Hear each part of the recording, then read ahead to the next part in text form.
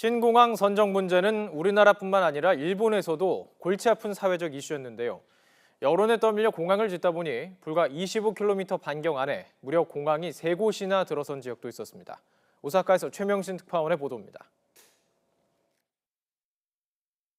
반경 25km 안에 몰려있는 공항은 오사카 공항과 간사이 공항, 고베 공항입니다. 가장 먼저 문을 연 것은 오사카 공항.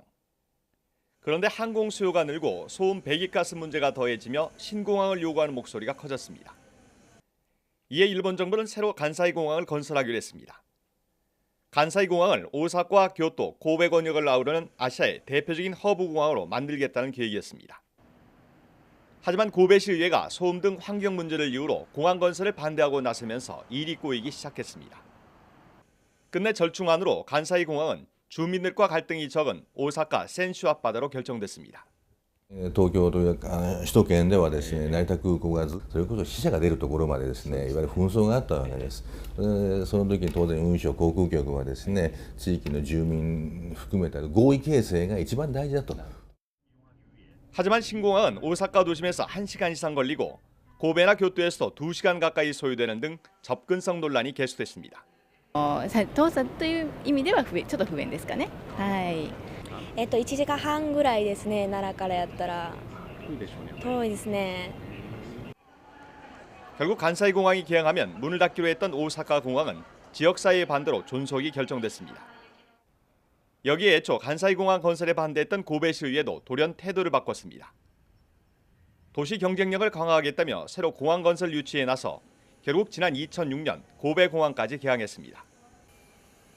같은 지역에 3개 공항이 난립하는 최악의 상황이 빚어진 겁니다. 神戸の場合は海上にあり、都心部から非常に近いといったこともございますので、これは空港へのアクセスが非常に便利であると。 주먹구구식 공항 난립은 재정 적자를 눈덩이처럼 키웠습니다. 간사이 공항은 지난 1994년 개항 후 10년 동안 총 부채 22조 원에 연간 이자 비용만 2,400억 원에 달하는 애물단지로 전락했습니다. 고베공항 역시 지난 2007년 이용객 297만 명으로 정점을 찍은 뒤 줄곧 내리막길을 걷고 있습니다. 눈덩이처럼 불어나는 재정 적자를 감당치 못한 일본 정부는 간사이 공항과 오사카 공항의 운영권을 지난 4월 민간에 매각했습니다. 간사이 지역 사람들은 간사이 공항이 최초 입지 장소로 선정됐던 고베 지역에 들어서지 못한 데 대해 큰 아쉬움을 토로합니다.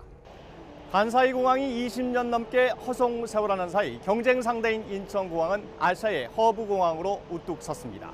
오사카 간사이 공항에서 YTN 최명신입니다.